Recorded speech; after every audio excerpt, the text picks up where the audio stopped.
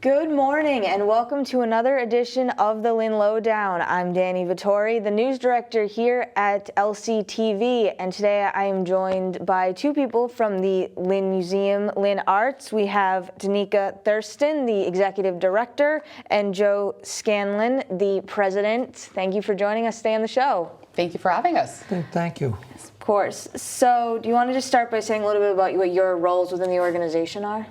Yeah, sure. I'll let Joe go first. I'm president of the Board of Trustees of the Lynn Museum, LynnArts, and I've been on the board for 31 years. I've been president for 12, and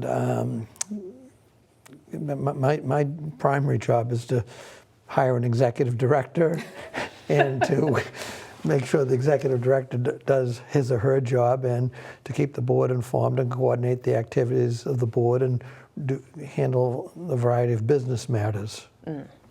So leaving the day-to-day to the director. Right.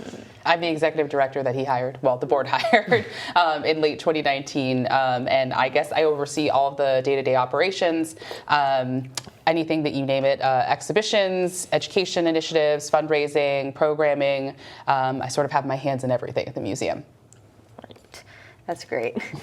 And where are you located in Lynn? Where's your physical building? So our museum building is at 590 Washington Street in Lynn, and then the LynnArts building is at 25 Exchange Street. Okay, and those are? Adjacent, shall we say? Yeah, Yes. Yeah. Part of our cultural campus. Okay, right. I like that name. Thank you. That's what you call it. We did merge with LynnArts Okay. in 2014. But LynnArts was a separate organization, but where we share multiple facilities, parking, and everything else, it made sense to merge. That makes sense to me. And you have actually, you're just celebrating this year, your 125-year anniversary of the museum itself. That's pretty cool. Did you do anything to celebrate it? Yeah, so we're fortunate to have a steering committee of folks made up of both board members and members of the community, as well as some former directors for the museum, and we've been planning all year round. So we had our first birthday event, was a celebration on April 27th, which was our actual 125th birthday.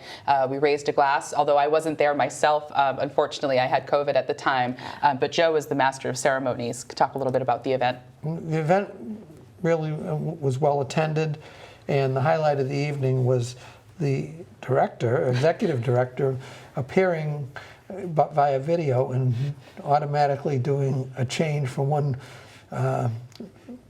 piece of clothing, I don't know what the right word is, but from a set of clothing. I did a costume change where I snapped my fingers, and then I was in like a whole gold outfit. You know, I had to do it up for the birthday. It worked. It got everyone's attention, and it was probably the most talked about event of the evening. But that's what you need, liven these places up a little. Yes, absolutely. And then we also released a beer at Bentwater last month, June 11th. They brewed a beer inspired by the Lynn Museum and Historical Society, the Matt Zelliger draft. Unfortunately, it's not available in the taproom anymore. It's sold out a lot quicker than we anticipated, but that was part of the fun. We've also done a couple of walking tours in Nahant with Ken Torino and Chris Mathias, and then we have a number of events coming up this fall as well. Yeah. Just to be clear, the original name was the Lynn Historical Society. Okay. And just prior to the Civil War, Nahant and Swampscott were part of Lynn. Hence the walking tours in Nahant. A lot of the history that went on in Nahant actually occurred when it was part of Lynn. Oh, okay. Yeah. So it covers that history as well. Oh, yeah. It goes back to the 1629, the whole thing. That's really cool. And it says, 10,000 artifacts? Yes, so our main mission remains the same, even back when we started as the Lynn Historical Society, is to preserve, collect, and interpret the rich history of Lynn. So we maintain a collection of over 10,000 artifacts and objects that have been donated to us over the years. We have a significant American decorative art collection. We have a large print manuscript collection, which is temporarily off-site at the Phillips Library through a unique partnership with the Peabody Essex Museum. And then we have a number of objects that live on site at the museum. So if you do come to the museum, what you see is just a fraction of what we have in the collection. Yes, I can't even imagine that many artifacts. That's like so many. And if you want to see them, saw on your website, there's tours, so there's ways So would that be like more of a guided tours, or you just come in and you get to look yourself? So most people that come into the museum, it's self-guided, although we're happy to arrange a guided tour or group tours. We've only partially reopened since the pandemic, so right now we're open Thursdays and Fridays 10 to 5, and then every second Saturday of the month we're free and open to the public from 10 a.m. to 2 p.m. We usually have an art making activity or something special going on. So this Saturday, July 9th is it July 9th or July 10th? I don't even know. Saturday's the 9th, I believe. Okay, very good. I'm losing track of my days. But we have a walking tour of Lynn Woods in the morning, which is a partnership with the Greenbelt. They're doing a lot of preservation work in the woods, so we're excited to partner with them. That's great. That sounds really fun. Yeah. The museum, Lynn Historical, has always had a connection with Lynn Woods, probably because the same people who founded the Lynn Historical Society were instrumental in putting the woods together. Mm-hmm. I did not know that. Yeah. That's good. I'm learning. This is great. So you seem to know a lot about the history then of Lynn as you're talking about it as well. So were you a part of the society like before you became a board member, or do you just... I was a member of Lynn Historical before I was a board member. Just wondered. Wasn't sure if it was like you're just really interested in history, so you were curious, you were more involved, and then became... No, I was a city councilor for a number of years, and when I stepped off the council, I was asked to join the board, and I've been there ever since, actually. And Joe is a big history buff. Yeah, that goes without saying, too. Yeah. No, that's great, though. It's really interesting that you have that. And you were talking, too, about some additional events you have this summer. So is that exhibitions? Or are they more events like you were talking about before, outside? Is it a mix? Yeah, definitely some outside events. There's a LynnArts festival coming up later this month. We're going to be open free to the public with some programming. History and Hops is coming back. That's one of our favorite events of the year. It's a beer tasting that we do annually. The last time we did it was in 2020. We actually ended up doing it virtually, which was a nice success. But this year we're back and in person. We're also going to be doing a scavenger hunt prior to that event. And then we have a couple of exhibitions that'll be opening later this summer and fall, one of which is celebrating our 125th anniversary, so you'll get to see some newer objects to the collection, as well as some fan favorites, and perhaps some objects people haven't seen before.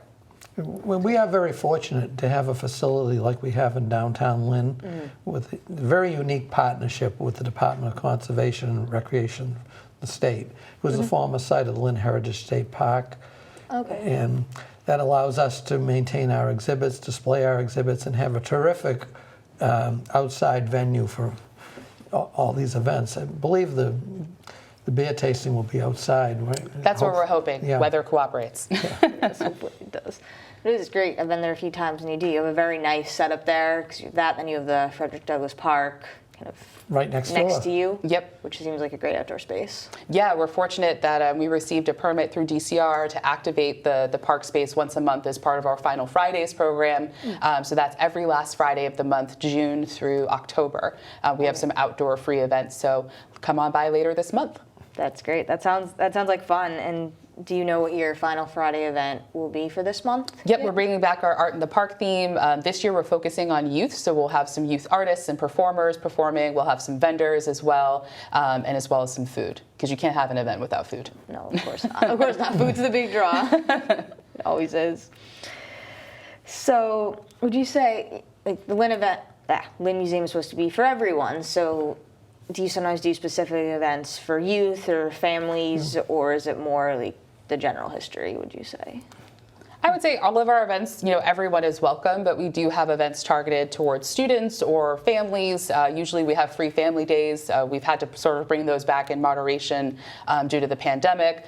We have a monthly lecture series, which has been over Zoom, called MESA, Museum Enrichment Series for All. That's every second Wednesday of the month at noon. That's open to everyone. We usually had a significant senior audience, but now it's sort of opened up now that we've transitioned to Zoom. So we try to have something for everyone. Yeah, it's always been the case. Because if you were to just appeal to history buffs like myself, you wouldn't have anyone coming in. It's a very small set of people, so you really have to appeal to the whole community. That's what's important. It's so important to generate interest in this with the youth, because I know that's when I became interested. As a young person going down to the old home on Green Street, I was fascinated by the things in the building at the time, and when I was asked to join the board many years later, I said, "Oh, I know all about that place." Well, it turns out I didn't. But It sounds like you do now. You yeah, learned a lot well, through you it. get forced into it. Yeah. So, that's great, though. It is. It sounds like it's a great organization that you get to do a lot of good things. Are there any last things that you'd want to say about the museum or LynnArts or anything? Yeah, I would say for the LynnArts building, it's a unique, special relationship that we have in that all of the spaces within the building are leased out, either to local practicing artists. The theater is leased out to Arts After Hours, our local community theater group. And then our gallery spaces are being activated by galleries at LynnArts. They're their own nonprofit space made up of artists from the community. They have rotating exhibitions every 6 to 8 weeks. So it's nice to have both dedicated space for artists and practicing artists, but they also do their own programming, which serves the wider community as well. Right. And it all works. That's the important thing. All these partnerships work. Right. And the intent is to perpetuate arts and culture in the downtown Lynn. And it all works. Everything comes together. And I couldn't be prouder of the organization than I am now at 125 years old, that we sustained ourselves, we're still here, we're still fulfilling our core mission. Your permission of. Preserving Lynn's history, really. Lynn has a tremendous history. It does. It does, and it's one of the oldest communities in the country. Yeah. It is. It's awesome. It's very impressive, and it's great that you can do that. I'm so happy you're here to talk about it and tell people more about the events, more about the place, so that it really gets the recognition that it deserves. Yeah. I'm happy to do it too. Yes. And for folks looking for more information on our exhibits or what we have going on at the museum, just check us out at LynnMuseum.org. We also have information on LynnArts on our website as well. Great, that's great, and we have that up on screen, and we will be sure to include that. So thank you for watching this edition of the Lynn Lowdown. That is all for this week. Join us next week for more news from Lynn.